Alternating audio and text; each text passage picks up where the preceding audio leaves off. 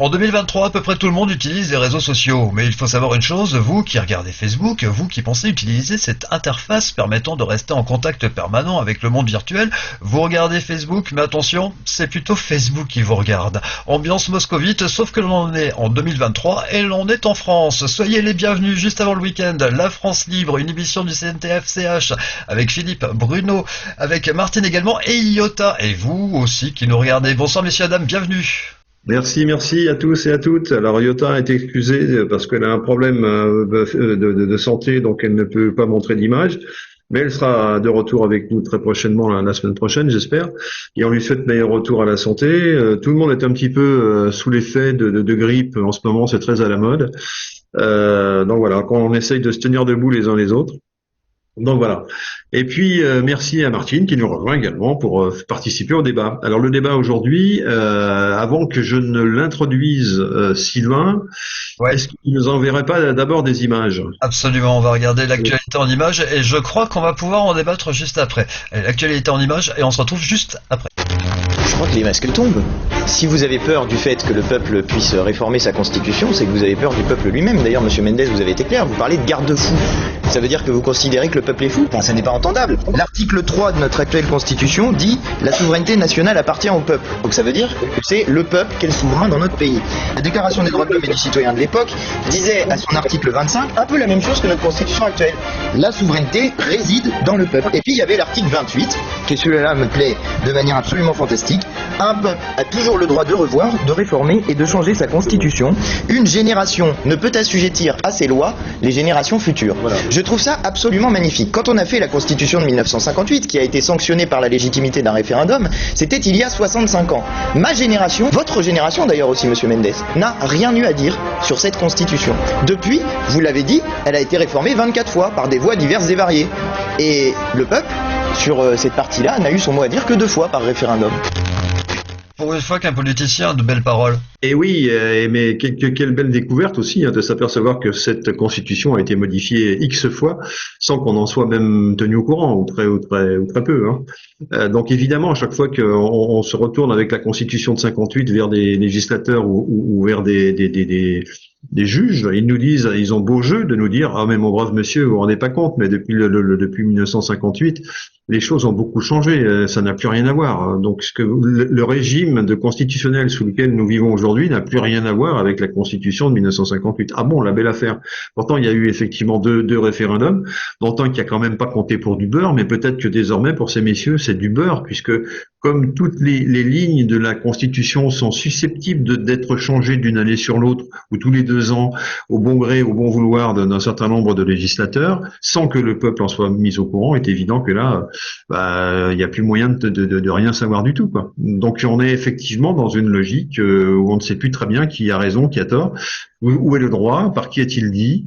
Voilà, donc ce monsieur a un étonnement naturel qui est lié à sa jeunesse, mais on pourrait dire la même chose d'une personne plus âgée que lui, qui aurait laissé faire les choses avec le temps, qui ne se serait pas aperçu que depuis 1958, on a modifié plus d'une vingtaine de fois les termes de la Constitution, sans que nous en soyons mis au courant. Et ça constitue effectivement quelque chose de relativement grave. Donc voilà, donc merci pour cet extrait. Et puis, on peut peut-être effectivement enchaîner sur la liberté, parce que c'est quand même quelque chose qui nous est cher, nous en tant que Français d'une part, et puis en tant que peuple d'autre part, on est effectivement attaché à notre liberté. Et on veut savoir ce que notre Constitution, qui change régulièrement d'année en année, comme on vient de l'apprendre, n'est-ce pas, hein, eh bien, on est quand même relativement en situation de comprendre si cette liberté ne nous échapperait pas de temps en temps. On a déjà répondu à cette question sur 2008, hein, ce qui s'est passé en 2008, évidemment qu'elle nous a totalement échappé puisque cette nouvelle constitution, enfin, c'était pas la constitution, c'était excusez-moi, le référendum de 2005 qui a été nié par la représentation en 2008.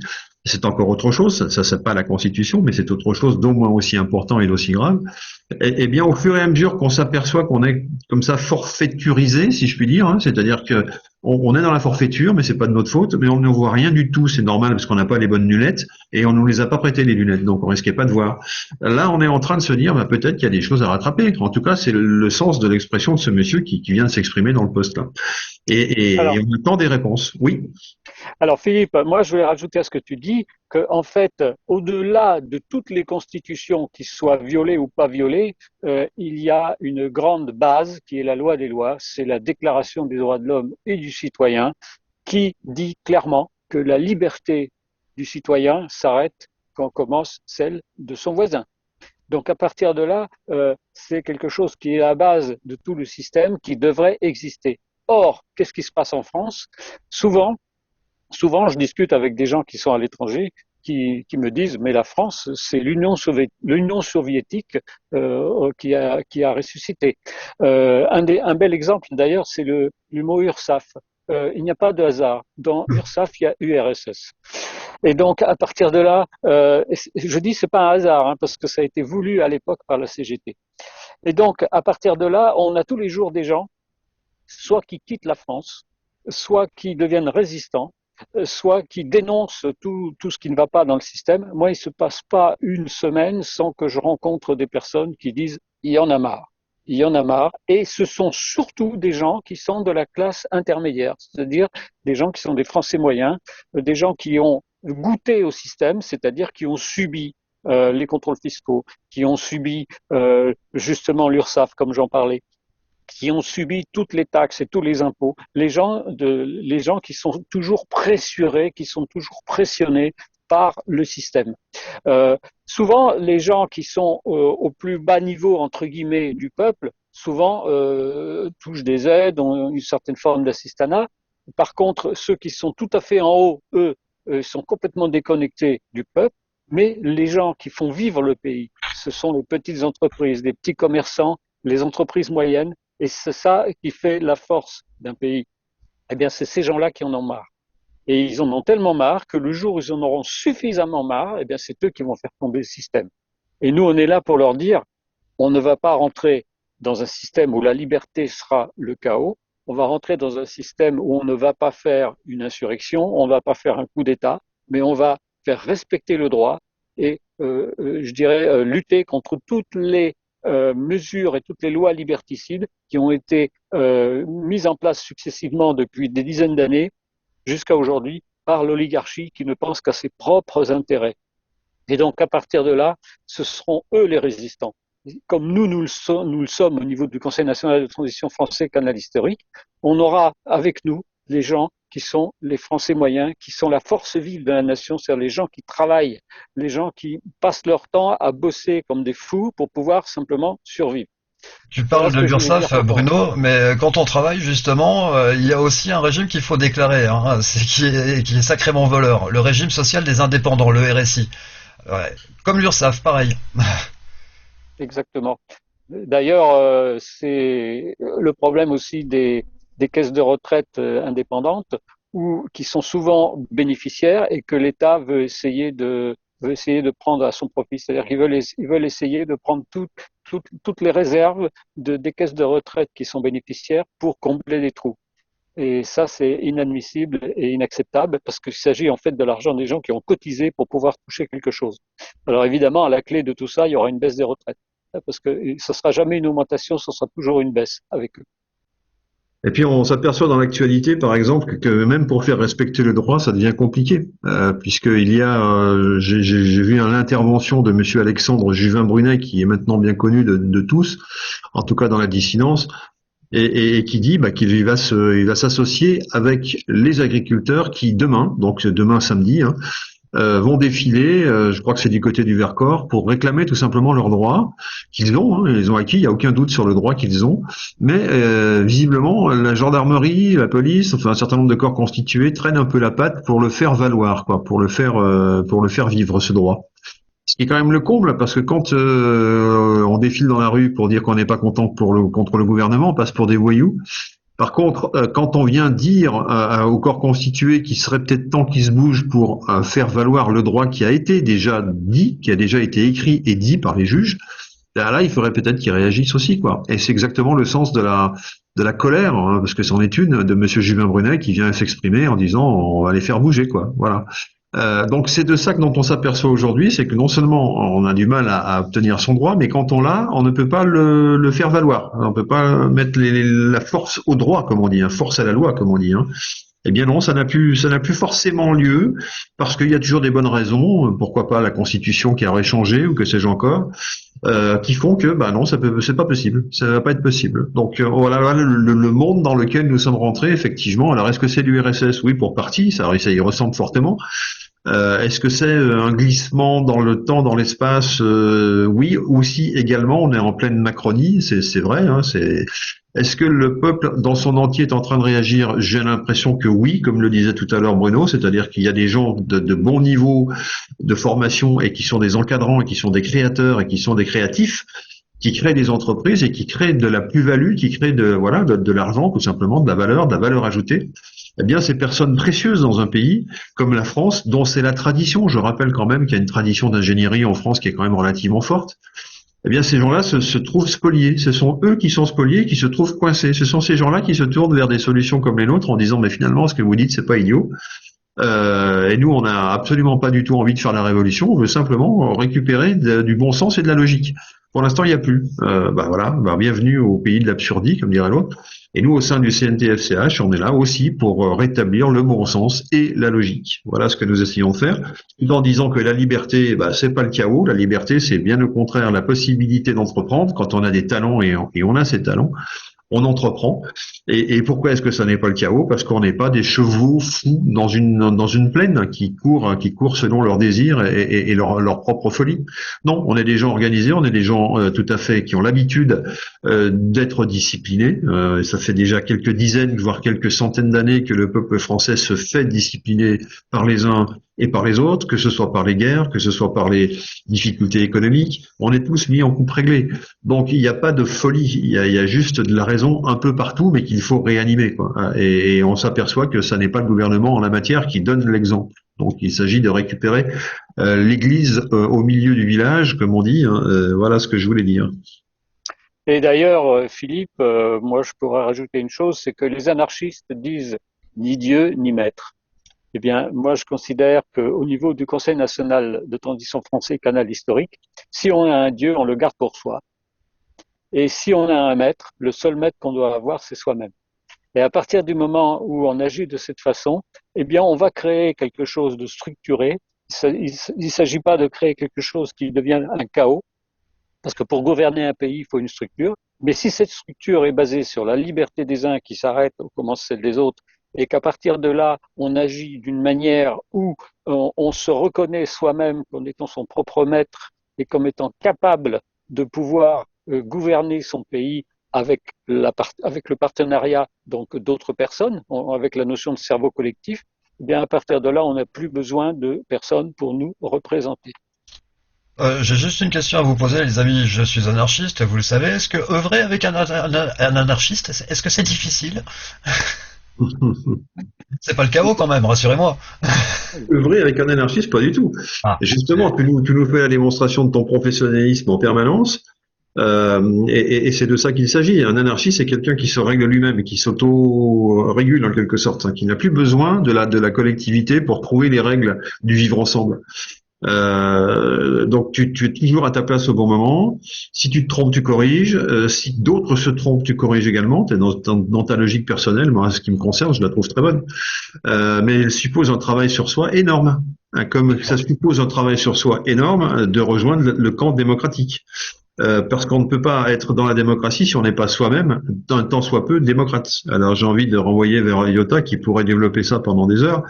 Mais je voudrais aussi laisser quand même la parole à Martine qui, elle, vient de traverser l'Afrique, qui revient du Sénégal. Et j'aimerais comprendre savoir si les Sénégalais, les jeunes, les moins jeunes, les riches, les moins riches, si la classe sociale moyenne au Sénégal s'inscrit dans des projets futurs ou bien si elle est dans une forme de désespoir. Et ils en sont où aujourd'hui, nos Sénégalais? Ah, on t'entend pas, Claire Martine. Il faut que tu rajoutes ton... Ah, voilà, d'accord. Merci. D'abord, je voudrais répondre à Sylvain pour dire que c'était un plaisir d'avancer ensemble pour construire un monde nouveau. Comme le disait Bruno à propos de la Déclaration des droits de l'homme, je citerai l'article 4 qui dit que la liberté consiste à faire ce qui ne nuit pas à autrui et que nous sommes tous dans cette dynamique de respect mutuel, de construction et d'ouverture pour que le peuple français reprenne du pouvoir et que les citoyens recommencent à nouveau à avoir une souveraineté sur ce qui se passe. Donc, c'est vraiment un grand plaisir de pouvoir être ensemble. J'insisterai aussi sur le fait, la question de Dieu ou pas de Dieu, je dirais que la question de l'athéisme, par exemple, a rendu service pour casser des concepts de Dieu dont on se servait pour rendre des peuples en esclavage et que c'est OK pour ça et c'est salutaire. Et Dieu existe, enfin, moi je suis croyante, hein, mais je crois qu'effectivement, on est tous sur ce chemin de valeurs qui sont des valeurs communes et qui permettent de vivre ensemble dans une belle humanité. Donc, c'est un plaisir d'être ensemble avec des capacités de penser de manière différente. Alors, pour répondre par rapport au Sénégal, c'est pas facile de répondre pour tout un peuple sénégalais. Simplement, je dirais qu'il y a une conscience qui augmente par rapport à ce qui se passe, sachant que le président actuel est main dans la main avec la Macronie et tout ce qui se joue par derrière, sachant que le leader de l'opposition qui est actuellement emprisonné, etc., où se pose la question des futurs élections qui devraient avoir en fin février l'année prochaine, le peuple est, je dirais, dans une situation de conscience qui fait qu'effectivement, il reste aussi plus calme pour réagir. Il y a toute une force, on va pas s'étendre là-dessus au Sénégal, qui est celle des imams qui donnent des conseils de ce côté-là et qui temporisent pour éviter que les choses débordent trop. Mais je crois que le peuple aussi prend conscience que ça sert à rien de défiler et de se retrouver en prison avec tous les problèmes qu'il y a derrière et qu'il y a une conscience nationale qui effectivement se fait jour. On parle quand même à mots couverts des choses, sachant qu'il y a quand même une chasse à ceux qui prennent des positions très peu favorables au gouvernement actuel. Merci, merci. On va pas t'en demander plus parce que ça serait l'objet d'une conférence. Mais j'ai envie de poser la même question à Iota qu'on entendra. À son avis, est-ce que la démocratie apporte systématiquement la paix? Alors, Philippe, évidemment, c'est une question très vaste, hein. Disons que à partir du moment, je vais prendre un exemple tout simple.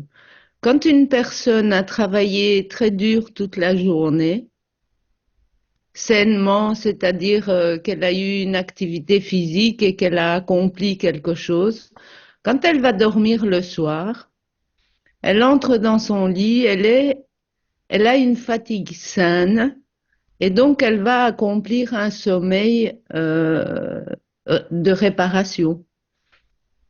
C'est ce qui se passe un petit peu en démocratie, c'est-à-dire que comme on s'occupe de nos communs, on travaille pour nos communs, on s'organise pour que nos communs soient tous fonctionnels, eh bien forcément, après, quand on rentre à la maison et qu'on se dit on va aller au restaurant ou au café, quand on va aller pour se détendre dans un endroit public, eh bien on sera plus serein, plus tranquille, automatiquement plus créatif. Donc, la manière de penser la liberté, d'abord la liberté, c'est un mot qui a beaucoup de visages. La paix aussi, parce qu'on a la paix physique, la paix psychique. Donc, j'ai donné cet exemple pour vous faire comprendre à quel point c'est important le système social dans lequel nous vivons. En oligarchie, nous avons le chaos. Et le chaos en oligarchie, il est voulu en ce moment. Ce n'est pas un chaos qui est créé par une mauvaise organisation ou un accident ou C'est un chaos qui est organisé volontairement par l'oligarchie pour nous maintenir dans un état de peur et surtout qu'on ne se réunisse pas. Donc on ait peur et qu'on ne se réunisse pas parce que si on se réunit, eh bien l'état profond dans lequel nous nous trouvons va nous obliger à réagir directement et donc à accomplir presque des miracles à ce niveau-là. Donc, quand on discute et qu'on fait une conversation entre nous, il ne faut jamais oublier que cette oligarchie est toujours derrière et qu'elle ne perd pas de temps. Elle continue. Elle continue son travail. Son premier objectif, nous savons tous aujourd'hui c'est quoi son premier objectif. Donc, elle accomplit ses objectifs comme un rouleau compresseur et c'est comme ça que ça va continuer. Donc, réfléchissons par quoi commencer pour changer les bases de ce système social. Ça, c'est vraiment le plus important. Après, on pourra parler de liberté psychique, de liberté physique, mais tant que nous resterons dans ce système oligarchique, nous n'avons même pas le droit de manger ce qu'on veut. Et bientôt, avec ces cartes et les microchips et tous leurs projets, bientôt on ne pourra même plus bouger de chez nous. Donc, voilà, il y a des choses prioritaires auxquelles il faut penser. Pour qu'elles évoluent, il faut toujours bien les mettre dans leur contexte et ne jamais les sortir de leur contexte tant qu'on n'a pas trouvé une solution pour avancer. Je ne sais pas si j'ai été claire, Philippe. Si, tout à fait. Tout à fait.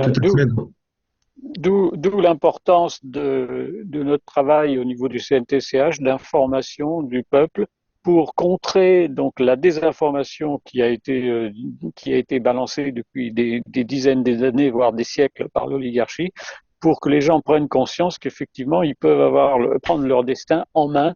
Et à partir de là, il y aura beaucoup moins de problèmes sociaux, parce que ce qui crée beaucoup de problèmes sociaux, ce qui fait que la France est un des pays où les gens prennent le plus de tranquillisants, par exemple, c'est que l'oligarchie fait tout pour démoraliser, décourager les gens, et on a l'impression de ne pas avoir la possibilité de maîtriser son propre destin, alors que c'est en réalité tout à fait l'inverse. Donc il faut que les gens prennent conscience de ça. À partir du moment où ils vont prendre conscience de ça, les choses déjà vont commencer à bouger. Donc la prise de conscience est essentielle. Se rendre compte que ce qui se passe en ce moment n'est pas dans le cadre du bien commun, ne fait pas le bonheur des Français et des autres peuples non plus d'ailleurs. Mais les Français sont quand même particulièrement visés par des manœuvres, on va appeler ça comme ça, qu'elles soient macroniennes ou autres. Et ces manœuvres sont bel et bien là. Et comment réagir? Donc dire non tout simplement à leurs propositions, que ce soit dans le domaine de la vaccination, puisqu'on va quand même y en reparler, ou de la vax, pour ne pas être embêté, et puis dans d'autres domaines, que ce soit du réchauffaisme, que ce soit dans d'autres domaines encore, et dire non, on n'en veut pas. C'est des choses qui ne nous convainquent plus, parce que vous avez eu votre temps, mesdames et messieurs, pour nous démontrer que ça allait marcher et que ça n'a pas marché. Donc vous êtes mauvais, donc il va falloir passer à autre chose. On a aujourd'hui des médecins qui expliquent à l'ordre des médecins qu'il va peut-être bien falloir revenir à des médecines qu'on a perdues de vue parce qu'on a jugé qu'elles étaient un petit peu archaïques, etc., qu'il était temps de passer à quelque chose de plus moderne. Manque de chance, le plus moderne, en l'occurrence, ça marche pas. Ou alors ça n'apporte que des ennuis. Donc il va falloir revenir sur les traces pour redécouvrir d'autres médecines qui ont été volontairement annihilées par l'ordre des médecins et d'autres. Donc voilà, dans le cadre dans lequel il faut qu'on se situe, c'est dire non gentiment mais sûrement. Non merci, c'est vraiment ça, on n'en veut pas. Non merci, c'est la seule façon aujourd'hui qu'on a de pouvoir exprimer notre avis sur tous ces cas-là. Il y a beaucoup de choses qui apparaissent sur Internet, il y a beaucoup de théories qui apparaissent, il y a beaucoup alors voilà, il y a l'IMA, qui est un institut mondial de je ne sais quoi, qui a pour fonction également de dire voilà ce qu'il aurait fallu faire avec un certain nombre de vax, mais qui a été mal interprété par les gouvernements. Et ce sont les gouvernements qui ont mal interprété nos paroles et qui se sont précipités dans des solutions qui étaient fausses, bah oui, dans ces cas-là, il faut pas simplement demander des excuses, il faut demander des explications et peut-être même plus. Voilà où nous, en tant que peuple, nous devons nous diriger. Hein, voilà. Donc dire non et puis exiger quelques mises au point, quelques retours en arrière, peut-être même quelques procès. Voilà, ça va finir par arriver, on en est à peu près certain. Voilà. Oui. Dire non et garder le sourire, la liberté n'est pas loin, la solution sur www.conseilnational.fr. Merci Philippe, merci également à Martine, merci Yotam, merci Bruno, merci à vous tous. également. Nous vous souhaitons un excellent week-end, une excellente soirée. Notre prochain rendez-vous, ce sera justement après 48 heures de repos, hein, lundi, aux alentours de 20h30. Bonne soirée.